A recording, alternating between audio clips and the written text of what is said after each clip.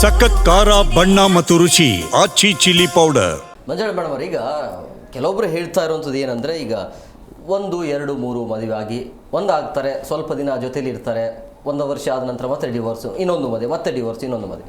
ಅಂದರೆ ವ್ಯವಸ್ಥಿತವಾಗಿ ದಂಧೆ ಮಾಡಲಿಕ್ಕೆ ಶುರು ಮಾಡಿಬಿಟ್ಟಿದ್ದಾರೆ ಅಂತ ಚರ್ಚೆ. ಬಟ್ ಈ ವರ್ಡ್ನ ಬಳಸಬೇಕು ಇಲ್ಲೋ ಗೊತ್ತಿಲ್ಲ. ಬಟ್ ಯಾಕೆಂದರೆ ಹೊರಗಡೆ ಚರ್ಚೆ ಆಗ್ತಾ ಇರೋದು ಅದೇ, ಅಂದರೆ ಇದು ಕಾನೂನು ರೀತಿಯಲ್ಲಿ ವ್ಯವಸ್ಥಿತವಾಗಿ ದಂಧೆ ಶುರು ಮಾಡಿಬಿಟ್ಟಿದ್ದಾರಾ ಅನ್ನುವಂಥ ಚರ್ಚೆಗಳು ಹೊರ ಆಗ್ತಾ ಇದೆ. ಈ ಪರಿ 1, 2, 3, 4 ಅದು ಹಾಗೆ ಹೋಗ್ತಾನೆ ಇದೆ. ನಿಮ್ಮ ಪ್ರಶ್ನೆಗೆ ನನ್ನ ಸಹಮತ ಇದೆ ಸರ್. ಯಾಕಂದರೆ ಲಾಸ್ಟ್ ಒಂದು ನಮ್ಮ ಹೈಕೋರ್ಟಲ್ಲೇ ಒಂದು ಇನ್ಸಿಡೆಂಟ್ ನಡೀತು. ಜಸ್ಟಿಸ್ ನಾಗಪ್ರಸನ್ನ ಅವ್ರ ಮುಂದೆ ಒಬ್ಬ ಮುಸ್ಲಿಂ ಮಹಿಳೆ 7 ಮದುವೆ ಆಗಿ 7ನೇ ಮದುವೆಗೂ 7ನೇ ಗಂಡನಿಂದ ಕೂಡ ಮೇಂಟೆನೆನ್ಸ್ ಕೇಸ್ ಹಾಕಿದ್ದಾರೆ. ಅದು ಜಸ್ಟಿಸ್ ನಾಗಪ್ರಸನ್ನ ಅವ್ರ ಮುಂದೆ ಬಂತು. ಇದು ತುಂಬಾ ವೈರಲ್ ಆಗಿರೋ ವಿಡಿಯೋನು ಕೂಡ ಇದು. ಸೊ ನೋಡಿ, ಕಾನೂನನ್ನ ಹೇಗೆ ದುರುಪಯೋಗ ಮಾಡ್ಕೊಳ್ತಾರೆ ಅಂತ. ಸೊ 7 ಮದುವೆಯಲ್ಲೂ ಕೂಡ ನನಗೆ ಸರಿ ಹೋಗ್ಲಿಲ್ಲ ಅಂತ 7 ಗಂಡರಿಂದ ಅಲಿಮನಿ ಪಡ್ಕೊಂಡು 7 ಗಂಡರಿಂದ ಮೇಂಟೆನೆನ್ಸ್ ಬೇಕು ಅಂತ ಹೇಳಿದ್ರೆ ಇದು ಕಾನೂನಲ್ಲಿ ಏನಿದೆ ಅಂತ ಹೇಳಿದ್ರೆ ಸರ್, ಮೊದಲೇ ಸ್ಪೋಸ್ಗೆ ಕಾನೂನುಬದ್ಧವಾಗಿ ಡಿವೋರ್ಸ್ ಆಗೋಗಿದೆ.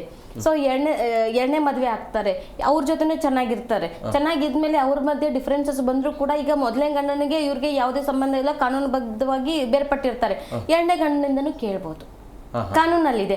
ಆದರೆ ಕ್ರೈಮ್ ರಿಜಿಸ್ಟ್ರೇಷನ್ ಅಂತ ಬಂದಾಗ 7 ಗಂಡರಿಂದ ಹೇಗೆ ರಿಪೀಟೆಡ್ ಕ್ರೈಮ್ಸ್ ಆಗುತ್ತೆ ಅನ್ನೋದೊಂದು ಕ್ವಶನ್ ಬರುತ್ತೆ. ಇದು ಬಿಯಾಂಡ್ ರೀಸನಬಲ್ ಡೌಟ್. ಎಷ್ಟು ಅವಕಾಶ? 1, 2 ಅಂತಲ್ಲ, ಏನ್ ಇನ್ಸಿಡೆಂಟ್ ಕ್ರಿಯೇಟ್ ಮಾಡ್ತೀವಿ ಅನ್ನೋದು. ಈಗ 4, 5, 7 ಜನ ಹೊಡಿತಾರೆ ಅಂತಂದ್ರೆ ಹೊಡಿತಾರೆ. ಯಾವ ರೀತಿ ಹೊಡಿತಾರೆ, ಏನು ಸೇಮ್ ರಿಪೀಟೆಡ್ ಇದು ಬರ್ತಾವಲ್ಲ.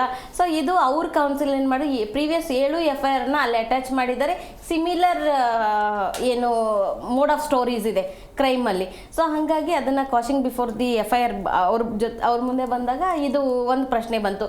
ಅದೇ ಥರ ಗಂಡು ಮಕ್ಕಳಲ್ಲೂ ಇದೆ ಸರ್. ನಾನು ಕೇವಲ ಒಂದು ಪರ್ಫೆಕ್ಟಿವ್ ಅಂದ ಒಂದೇ ಒಂದು ಮಹಿಳೆ ಇದು ಮಾತ್ರ ಹೇಳಿದೆ. ಅದೇ ರೀತಿ ಏನು ಗಂಡು ಮಕ್ಕಳು ಹೆಣ್ಮಕ್ಳ ಮೇಲೆ ಎಷ್ಟು ಕ್ರಿಯಾಲಿಟಿಯಾಗಿ ನಡ್ಕೋತಿದ್ದಾರೆ ಅಂದರೆ, ಸೊ ಇವತ್ತು ಒಂದು ಹೆಣ್ಮಗಳು ದುಡಿಯೋದಿಲ್ಲ, ಏನೂ ಇಲ್ಲ, 4-5 ಮಕ್ಕಳು ಕಟ್ಕೊಂಡು ನಡು ರಾತ್ರಿಲಿ ಮನೆಯಿಂದ ಹೊರಗೆ ಹಾಕಿದ್ರೆ ಅವ್ರ ಪರಿಸ್ಥಿತಿ ಏನು? ಸೊ ಈ ಥರ ಸಿಚುವೇಶನ್ಸ್ಗಳು, ಅದು ಯಾವುದು ಅಕ್ರಮ ಸಂಬಂಧನೋ, ಇದು ಕುಡಿತಾನೋ, ಸೊ ಬೇರೆ ಬೇರೆ ರೀತಿ ಅವರ ವೈಯಕ್ತಿಕ ಸಮಸ್ಯೆಗಳಿಗೊಳಗಾಗಿ ಆ ಥರ ಹೆಣ್ಮಕ್ಳನ್ನ ಬೀದಿ ಪಾಲ್ ಮಾಡ್ತಾ ಇದ್ದಾರೆ. ಸೊ ಈ ಎರಡೂ ಮಧ್ಯೆ ಏನು ಇದು ಜೆಂಡರ್ ನ್ಯೂಟ್ರಲ್ ಬಯಾಸ್ಡ್ ಲಾ ಬೇಕಾಗಿರೋದು ಇದಕ್ಕೆ ಅಂತ ನಾವು ಹೇಳ್ಬೋದು ಸರ್. ಇವರಿಂದನೂ ತಪ್ಪಾಗ್ತಿದೆ, ಇವರಿಂದನೂ ತಪ್ಪಾಗ್ತಿದೆ. ಸೊ ಇಬ್ಬರಿಗೂ ಸಮಾನ ಅವಕಾಶಗಳು ಬೇಕು, ಅದು ಇಬ್ಬರು ಒಂದೇ ರೀತಿ ಅರ್ಥ ಮಾಡ್ಕೊಳ್ಬೇಕು ಅನ್ನೋದು. ಈ ರೀತಿ ವಿಚ್ಛೇದಗಳ ಸಂಖ್ಯೆ ಜಾಸ್ತಿ ಆದಾಗ ಹುಟ್ಟುವ ಮಕ್ಕಳ ಭವಿಷ್ಯ ಏನಾಗಬೇಕು?